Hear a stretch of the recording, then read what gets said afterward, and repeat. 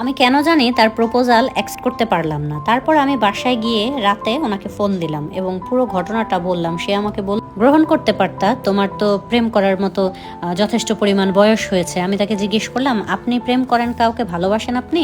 সে আমাকে উত্তর দিল, আমি ভালোবাসি একজনকে, কিন্তু জানি না সে আমাকে ভালোবাসে কিনা। এটা শুনে আমার কেন জানি খুব কষ্ট হলো। তারপর আমি তার সাথে 2 মাস আর কথা বলি নাই। পরদিন আমি সকালে যখন কলেজে যাওয়ার পরে সে আমাকে যে আমাকে প্রপোজ করেছিল, সে বলল, দেখো আমরা তো মানে প্রেম করি আর না করি, বন্ধু হিসেবে কথা তো বলতেই পারি। ভালো লাগলে হয়তো পরে ভালোবাসলা, না হয় সারা জীবন বন্ধু হয়েই থেকে গেলাম, না হলে একেবারে বাদ দিয়ে দিলা। আমি বললাম যে ঠিক আছে।